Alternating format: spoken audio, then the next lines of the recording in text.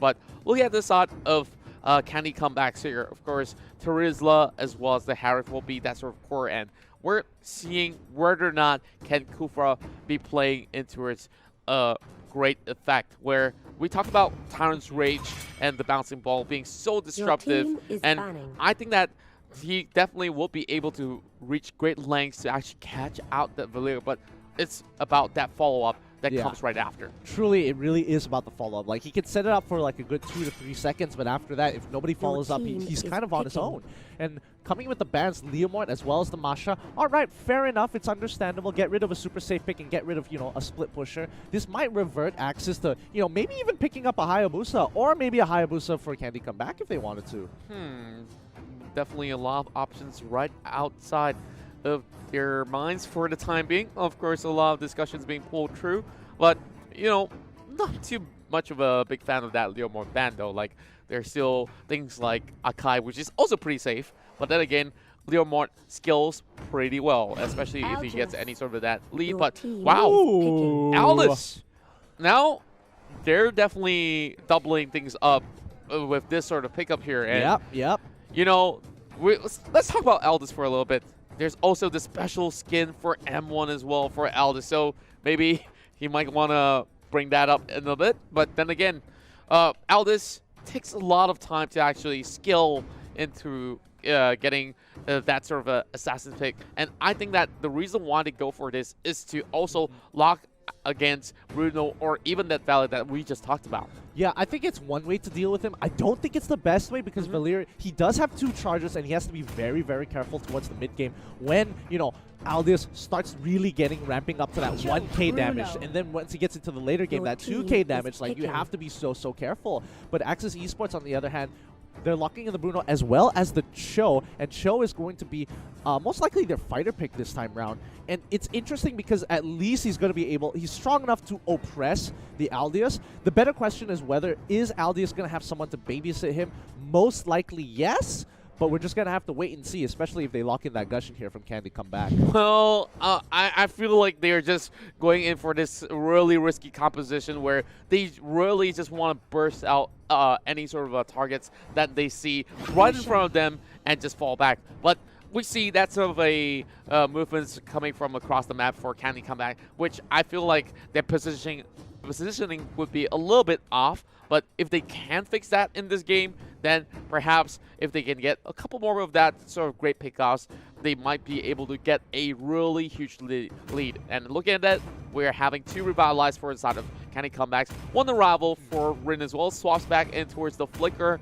And now let's get this show on the way. Yeah, this is going to be an interesting game here because once you have a double mage composition, you're hoping to like really get a huge advantage off of your level 4, and I think that's where the discrepancy is going to come because everywhere across the map you're expecting, oh, your tanks take roam items and you're hoping to get to 4 as quickly as possible. And one lane is not going to get that support, so he's going to be, you know, level 3, level 2. You're not going to all hit level 4 at the same time. I think that's where the question of how much gold can you really distribute amongst these 3 very item-hungry heroes? Yeah, and that's definitely going to be that sort of power struggle. Hey, I should take this camp. Hey, I should take this minion farm. And if you were set back by members of Axis, that is going to be a bigger issue. And some of these members will definitely get starved out. But speaking of that, we're going to find out more in the second game of the series, as we'll see Axis Esports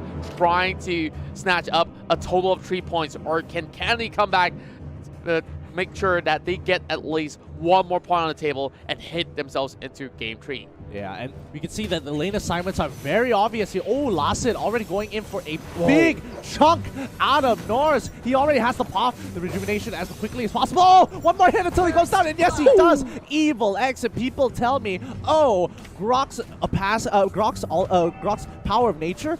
Ooh, it's been nerfed so hard. No, it deals a lot of damage. Well, it doesn't really matter with the nerf because that sort of a nerf gave him a little bit of balance with 100 more damage output right out there. It's only about the cooldown, so does it even really matter if it's just a couple of seconds left, and now, speaking of Evil X, they're getting Tom stuck by the corners of the wall, and one more kill going in the hands of Axis. Yeah, and Axis, they've got a really early centric composition. Lung, Lacid, both so strong at level 1. Not to mention when you have Scott, Evil X, like, okay, sure, Rin, not the most dominant. It's not like a Lilia, but she can sustain through everything. Lunox, like, oh my goodness. Yeah, and then she could just freely roam, and look at that redemption code right up there. Of course, the juicy as it gets, and we're seeing one tower for the side of Axis Esports. But looking at Toms, he's trying to stop this, but this is way too much for him to handle. Yeah, it's just so much pressure, so much early game damage from the side of Axis Esports. They're just not letting them play the game. And can they come back? They're like, okay, we need to make something happen. They quickly steal the buff from Axis Esports' side, and I think he just got spotted out there by the Cho. They know that he's in the top side. If they force a fight, they might actually win this, but it looks like they're just going to completely avoid it. Yes, indeed. And we're seeing Axis Esports first getting this sort of a huge 3-kill lead, but from the side of CC, they're already locking their eyes upon that turtle, and could they possibly even steal this on the way coming in? Oh my goodness me! Now they're committing to this fight. Yep, and they want to keep on going. The rejuvenation already popped. Rin trying to make it happen. The chaos assault, but again, Terizla is taking quite a bit of damage. The body of the Smith a little too strong. Lacid gets away to the dragon, instantly kills that Gushing, but Terizla takes out Rin. Now Scott as well as Rin finally received their first step of the game, and now Norse will be caught out as well. Lacid will seal the kill, and now it's down to that 1v1 between Toms as well as Lacid. Now, of course, they're both pretty much having pretty great chunks of health left, and there's no point committing towards the Kufra as well. But wow, let's have a look into towards the team fight Bottom River once again, as we see the first couple of kills, of course, headed towards the side of CC. But look at this go.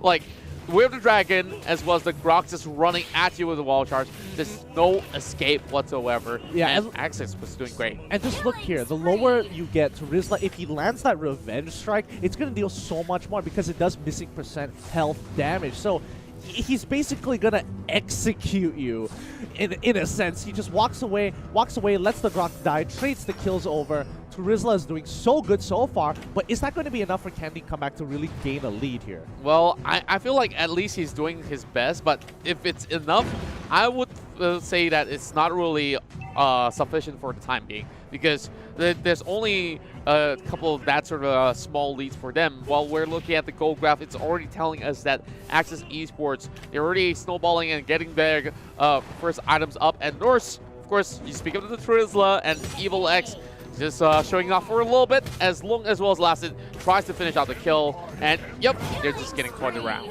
Yeah, I don't think Norse, even though he should be clearing waves, he shouldn't be doing something so reckless like this. He could have easily walked back to his turn, but I think he tried to cut the wave a little too greedily, and now is going to get punished. Bouncing ball. Conan is actually going to be able to walk away, but again, ooh, the bouncing ball isn't going to be enough to protect him. Bister taking quite a bit of damage. Lacid needs one more hit. He needs one more hit, but Bister, he's going to get his ability back up. Oh, misses the sword spike.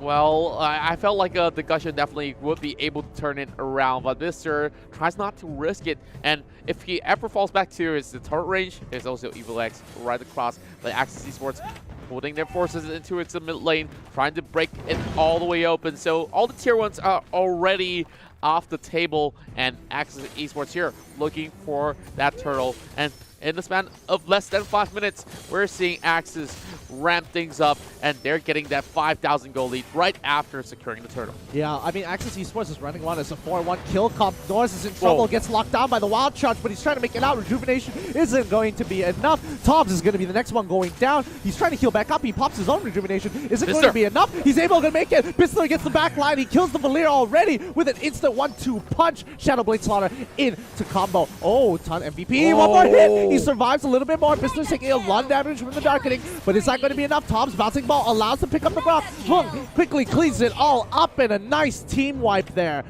Oh my, that definitely was a team wipe, but of course Norse spawns up a little bit later. Now let's have a look at our U-Mobile replay here, as we see all these members of CC, they were just dancing around the tower, and even though they had the chance to run away, they opt not to do so. They recommitted to the fight, so this one's definitely on them, where we felt like, you know, like they were already running towards the lower side, and Bister, from that perfect health, he just falls flat, and that's the power of the Lunox when you give Rid 5 kills in the back. Yeah, and once he gets it, ooh, penalty zone already used on the Norse. Oh, big catch here! Oh. Great time, it's right into penalty zone! This is huge! They try to turn this around, but they don't have enough damage. Oh my goodness, this would have been different. Oh, here he comes. Konan's trying to make it through. Aldius, he tries to pop. He pops his shield. Is he going to get that last hit? No, he does not. Does not have vision. Goes down instantaneously and disrupted time and time again. Another team bot going in from Axis. Great engage coming from Candy Comeback, but the lead is just too